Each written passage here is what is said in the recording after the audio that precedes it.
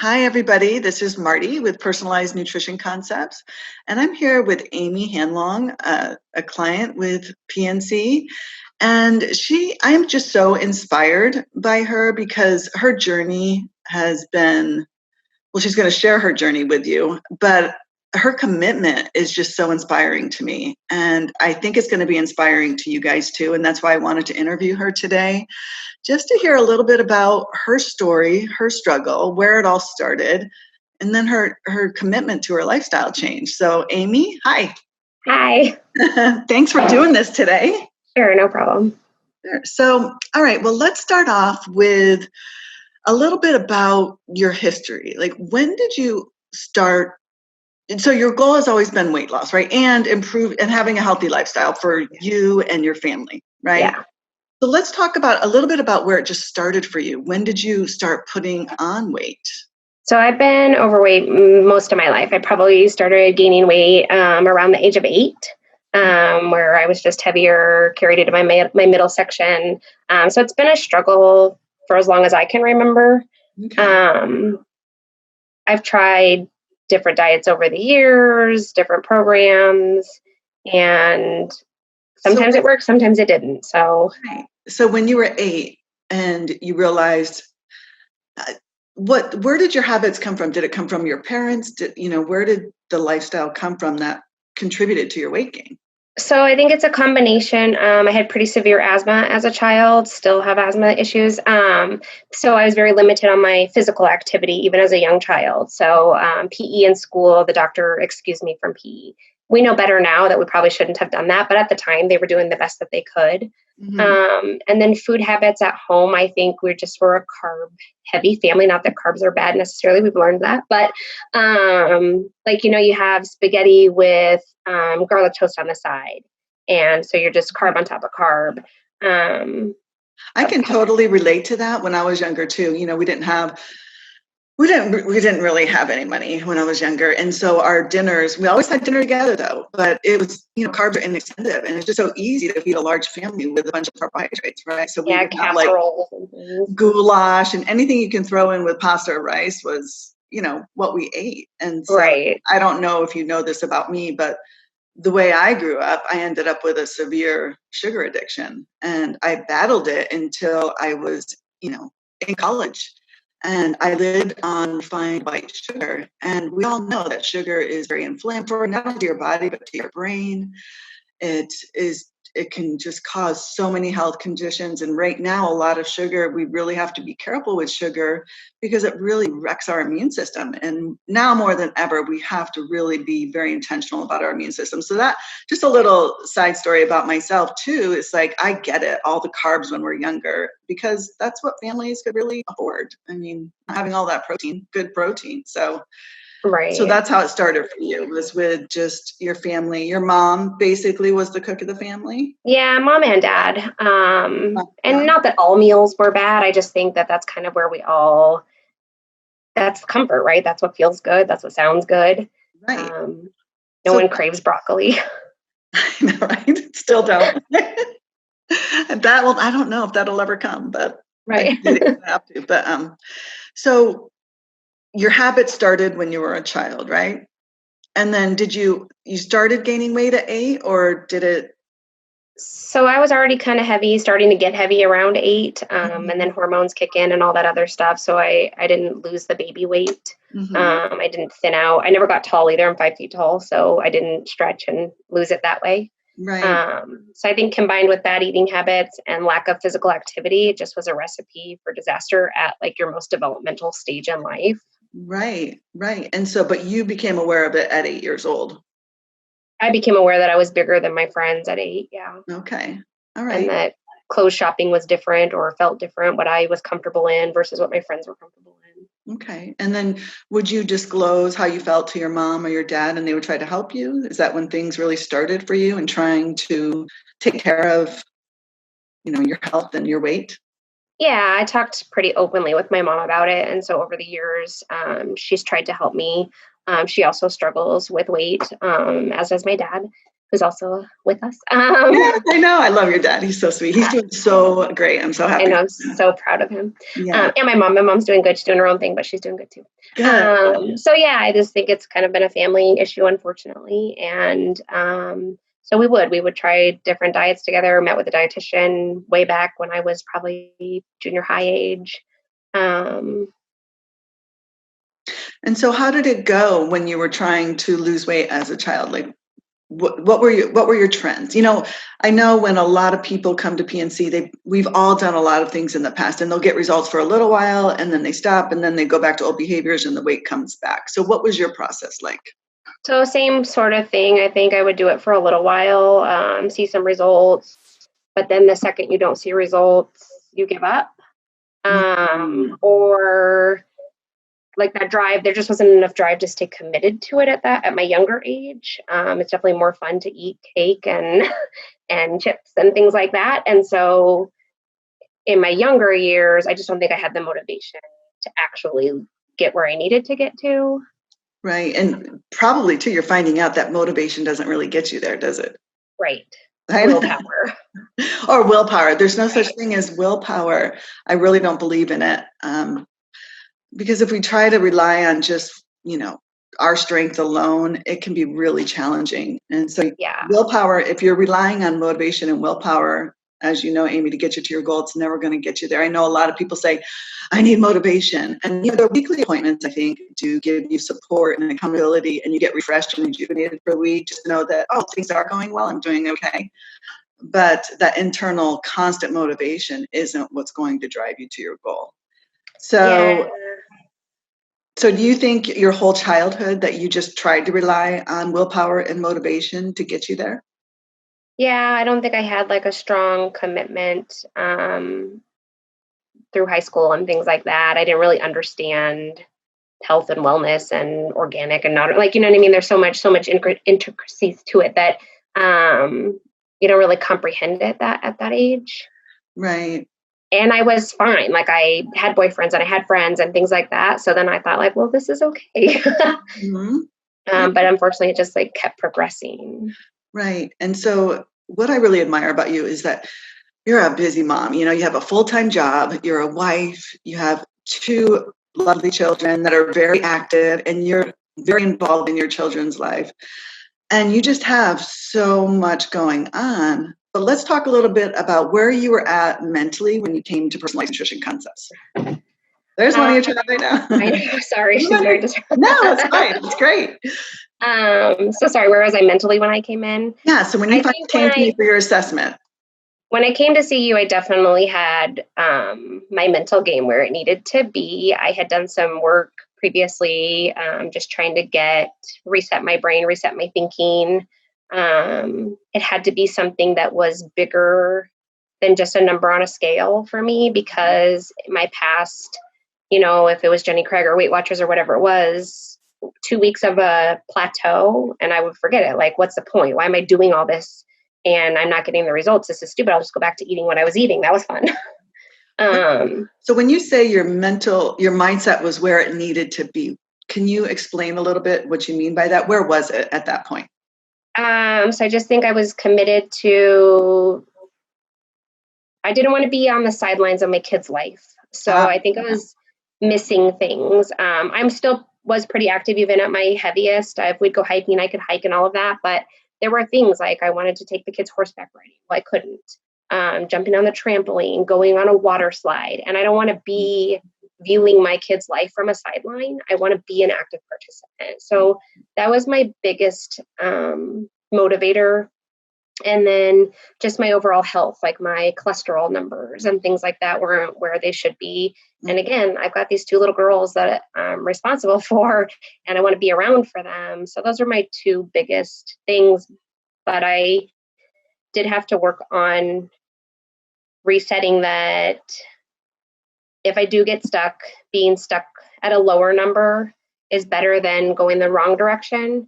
And it's better than being stuck where I was. Absolutely. So I just had to work on telling myself, like, it's hard being heavy. It's hard not eating those chips, which is harder. Yeah.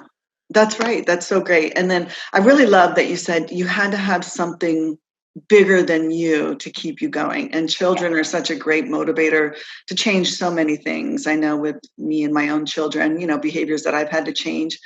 A lot of times it didn't come from me. It came from, just trying to be there for my children and be the person I need to be for them. Not always successful, but, really just trying to be that role model and example that I need to be. Again, not perfect. I still fall down. I think every mom does. And we live in guilt constantly, right? We're never good enough. So too, I don't want them to follow in my footsteps. So I want to model what an appropriate meal looks like, that there still can be fun stuff. Share some of the things that your daughters are doing now, because you should share. Yeah, they started cooking. So my How old littlest are is they? the one that started. How old are they? Sorry to interrupt, but I want. Oh, that's okay. The youngest is 8 and the oldest is 11. Right. And so they also are very encouraging, and they want me to be healthy, and they're so proud of my commitment. So they know, like, I need to work out at night. So they need to help get dinner ready. They need to help do dishes, things like that. So it has definitely been like a family commitment. Although my husband does not, like, he brings in cookies and ice cream and things like that. So I have to have some restraint. But they've helped start cooking. So even my youngest, she went on that slenderkitchen.com. She found one of the recipes, and she even cooked up one of the recipes. And she's learning now herself, like, oh, if I have eggs, that's my fat. So now I'm going to grab a fruit. And, she's even learning, like, the components and what is what. Right. They thought avocado was a vegetable. And so now they're learning that's a fat. What a wonderful gift to give your children, is to learn how to eat healthfully and how to combine food and what nutrition really is. So even if you never lost another ounce, isn't that just a beautiful gift that you have given them? Yes. That will serve them the rest of their lives in a great way. And they'll never have to go through the same struggles that you went through. Yeah, I hope so. Yeah. Yeah, I don't think so. So now, when you said your husband, I know that you mentioned, and I know a lot of people out there have to deal with a spouse that isn't on the same page with the nutrition, and they have to deal with the spouse bringing in stuff that they really want but shouldn't have on their menu. So tell us how you deal with that. So again, I just really had to get my mental headspace where it needed to be. Like, this had to be more than indulging in a bag of chips one night or having a bowl of ice cream one night. I had to move past that mindset.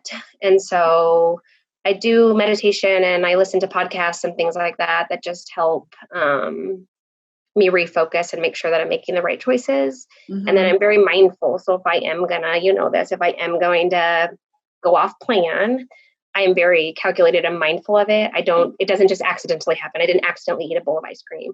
I tell you usually even the week before, hey, this Saturday I'm going out. This is what I plan to eat. This is how much I plan to drink. Right. And then I have to pass it up. So when he does bring stuff home, I think that's a lot of, I'm kind of all over the place. I think that's a lot of my problem before, is you're always making an exception. So a birthday party, a retirement party, a Christmas party. Oh, he brought home cookies. Oh, this is a special treat. I was making more exceptions in my life than not. Mm-hmm. And so that's where I had to step back and say, okay, I'm going to choose where I'm going to splurge, if you will, and where I'm not. Right. And so then I started bringing, like, when I go to parties, I bring my own food. Yeah. Even at restaurants, I brought my own food. Now that I'm getting more comfortable, and you've taught me a lot of how to order at a restaurant, I'm a little more comfortable. But in the beginning, I brought my own food almost every time. I know. It's amazing. I mean, just your commitment and your dedication is just so amazing to me. And I just want you to share it with so many people. Okay, so when your husband does bring something home, you said what is your self-talk like? What do you say to yourself to prevent you from saying, you know what, that's his, it's not mine, and I'm pretty sure I can have ice cream again sometime soon. So what is it that you say to yourself? Because I know myself, my best strategy is not to have it in the house. That's just how I roll. If I buy cookies or if I buy something sweet, it's pretty guaranteed that I'm going to eat it. So if I don't want to eat it, I can't buy it and bring it into the house. So that's my strategy. But you said you're able to do it and still, because your mindset is right. So what is it that you say to yourself that I can learn something. What do you do? So I had a friend years ago say nothing tastes as good as thin feels. Okay. So I just changed that for healthy feels. So nothing tastes as good as healthy feels. So I try to, in the beginning, just remind myself of my long-term goal. Like, where do I want to be? Because I ate with him. He's 6 feet tall. He's 20,000 steps a day. Like, he's a very active person. He can eat pretty much whatever he wants and be fine. Right. I can't. I sit at a desk all day. I have hereditary issues, so I can't eat like him. And I just had to just keep reminding myself, like, where do I want to be? Do I want to be back where I was, or do I want to keep moving towards my goal? Right. And I will have ice cream again. I think as a person that's been overweight most of their life, that is a big problem, is that because you've dieted your whole life, you're always restricting. And so it does feel like, oh my gosh, if I don't eat this cake, I may never get cake again. Well, that's ridiculous. And so I had to tell myself that's a ridiculous thought, move past it. And then working with you, we've been able to come up with some sweet treats that I can have. So I make like my mug cake at night. So when he's eating his ice cream and cookies, I have my mug cake with some peanut butter on top. Yeah, you lost your sugar cravings when you can eat that mug cake. I tried to duplicate it, everyone, and I don't know. I just didn't get the same satisfaction, but that's okay. Or the Yasso bars or the Clio bars. Like, there's other things that I can have. And then every now and then, like if we're out and he orders something that's delectable for dessert, I'll have just one bite and then I put a piece of mint gum in my mouth. Which just erases it. Because if you don't, I think you just keep craving, like, I need more of that sugar. Right. So it takes the sugar off your taste buds so you don't keep wanting it. Oh, that's a good idea. I didn't even think about that. But then mentally, I've like had a bite. Okay, I tried it. It was good. Okay. That's great. It's a great idea. Okay. So let's move forward a little bit and let's talk about, okay, so you came to Personalized Nutrition Concepts. I did your assessment. We did your weight, your inches. And can you share with everybody where you started physically? So physically, obviously, I was pretty overweight. I've lost about 60 pounds since we started. I had already been a couple months kind of on my own journey of just eating pretty clean, eating pretty healthy. Probably I started with you in October of 18, and I think I started around July on my own. Okay. So I was already eating pretty healthy and clean for those couple of months. But my macros and my portions were just not correct. So like I'd have a whole avocado because avocado is healthy fat. Right. Well, now I get a quarter of an avocado. So you can still have it. It's just learning the right amounts in the right portions, right? In the right combination. For you. Everybody's different. Yeah. And so nothing's really off limits per se, which is kind of nice. I don't feel restricted. I'm able to enjoy the foods I enjoy just in the right way. Yeah, I think what's so interesting too is when we start realizing how much our body actually needs, we also start to understand the standard American diet and how out of whack it is. Yeah. And, just what we learned from being little kids, how to eat. I mean, of course, when you go over to Europe, it's much different. And the portions here are just insane. And then you also start to realize that the amount that you do get, you actually feel satisfied. You don't really need all that food like you used to have, right? Yeah. And I wasn't like a huge overeater. I think I just definitely had the wrong combination of nutrients. Right. So we've worked together for a really long time, and I can't express enough. I've always been impressed by you. But more importantly, the last 2 to 3 months, I've been incredibly impressed with you. You struggled for the last few months, right? Yeah. Well, I think I want you to share with people mentally, what was that like for you? Because you would go up a pound. I mean, you had lost the 50 pounds or 60 pounds, right? And then everything just stopped for about 2 months. Is that correct? Yeah, 2 to 3 months. Yeah. Oh my gosh, I know. And I'm still working out every, 4 to 5 days a week. Your menu was perfect. You were working out and you would lose a pound and then go back up 2. And it was just a battle, and we both were just like, oh my gosh. So tell people, how did you stay on track during those 2 to 3 months? I just think it's amazing. So yeah, I mean, there are thoughts in my head that like you want to quit, but that's my old way of life, and that didn't serve me well in my past years. So I'm definitely happier at the weight I am now. I don't want to go backwards. This is my life. This is the path I want to be on. I'm stronger. I am able to do those things with my kids that I wasn't able to do. No. And if I go back to the way I was, I'm going to go right back to being a sideline. And I don't want to do that. Right. So I'll stuck here until we figure it out. Yeah. So it wasn't, now it's been like it always has. It's not just about you and losing that weight. It's about having a healthy lifestyle for your children. You have so many other whys, your kids, being a role model, doing things with your children, being the mom that you want to be, and showing your children, how to live a healthy lifestyle. So I guess I would encourage everybody, have more than just what the number says on the scale to move you forward. Have 5 or 6 reasons, big reasons why you want this for yourself, because there are going to be times, I promise you, until you get to your goal, that you're going to struggle a little bit. It's going to be challenging mentally, and you're really going to have to persevere. So you persevered for the last 2 to 3 months without losing an ounce. Yeah. Kind of up, down, up, down, up, down, but I couldn't break past it. So what did you finally find out? What was the issue? So we switched up my workouts a little bit to just focus a little more on cardio and yoga instead of weight training so much. Right. But I am right now, because we're starting to see the scale move again. But in my head, instead of focusing on that number, I'm focusing on just getting stronger, being able to run a little farther. I'd like to be able to do in yoga. There's some poses I'd like to be able to conquer. So those are kind of my goals right now versus that number. But eating on my plan, doing my workouts are all going to help me reach those goals, which ultimately is going to get the weight off. Right.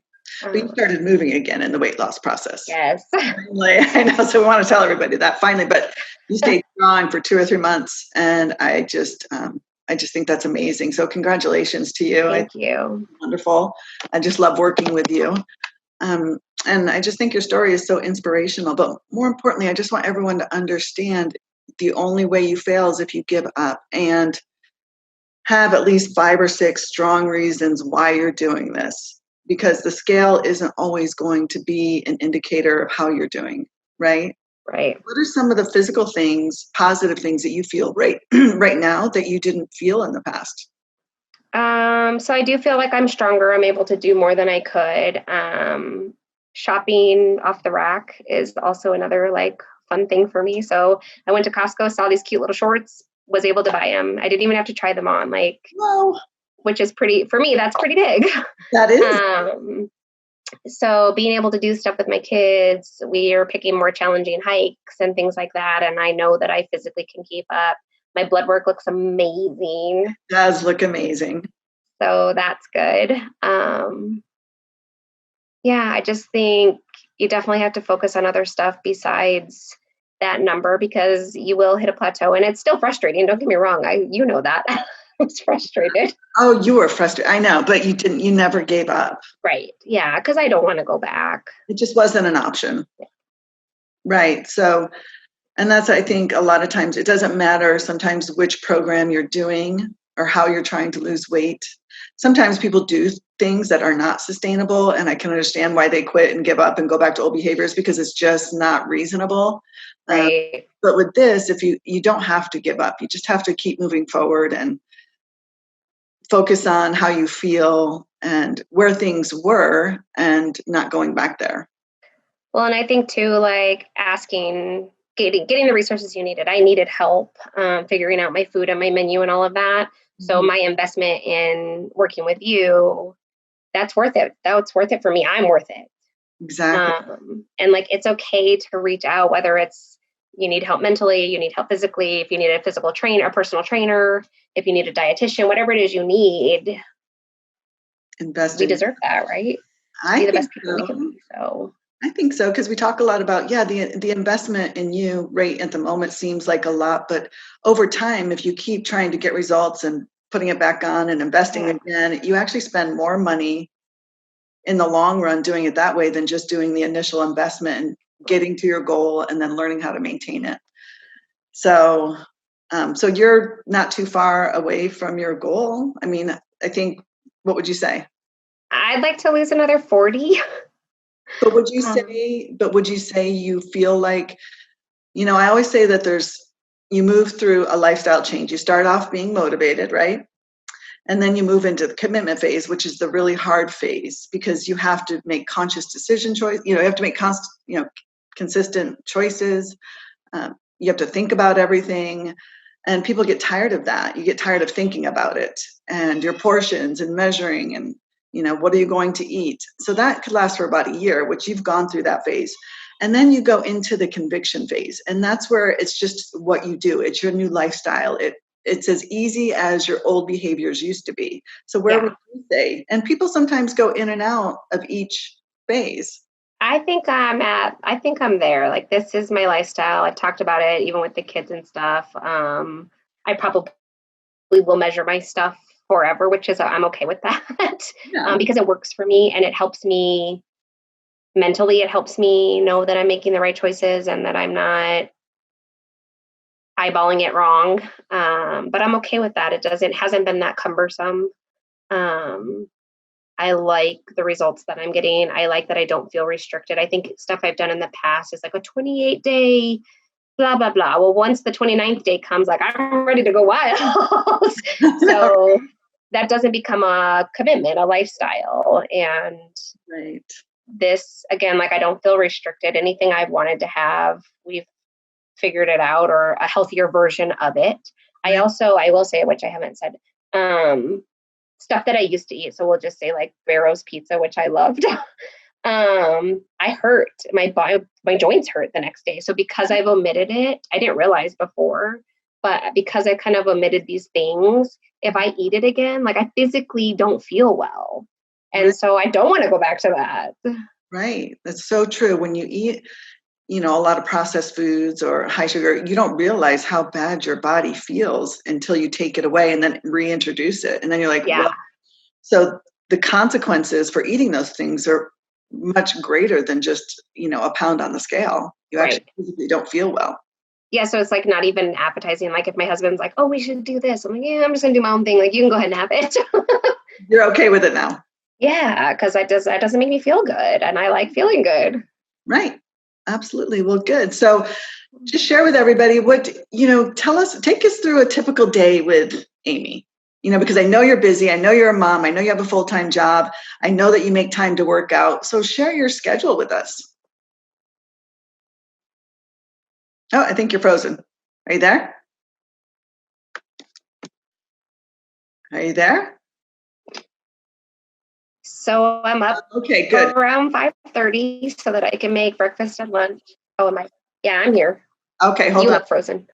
Okay, you're not frozen anymore. Okay, so I'm Okay. saying let's just do a typical day with Amy, because I know there's a lot of busy moms out there who work full time and parenting and being there for their children. And I think we have some technical issues. So we're going to wait for Amy to come back. Amy? Hello? Yeah, I'm here. Okay, Me? good. It's okay. We don't have to be, this recording is not going to be perfect, and that's okay because there's nothing perfect in life. So go ahead and share with us your typical day. So I'm up around 5:30 on a weekday. I make breakfast for me, for the kids, and lunch for me and for the kids. And then I drop them off, and then I'm off to work all day.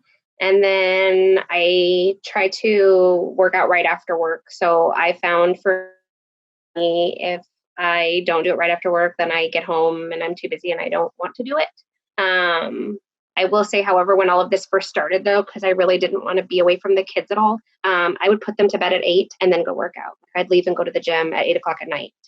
That's dedication. Were you tired sometimes? Sometimes, but that was in the beginning. So obviously, I was driving big on on wanting to get where I needed to get to.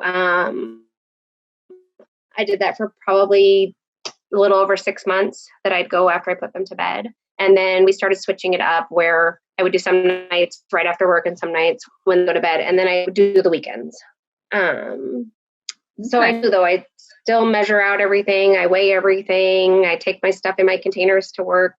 If I get invited to lunch, I just grab my lunch bag and we go to the restaurant and everyone else orders and I just get a plate and plop my stuff down. And so how much time do you think you invest in a day for planning your food and putting it together? How long does it really take you? it doesn't take me very long, only because I do. So I've learned, like I make a bunch of chicken on Sunday night so that I just have to cut it up and weigh it. I roast a bunch of vegetables and put them in like a Pyrex dish with a lid, and then I can just scoop those out.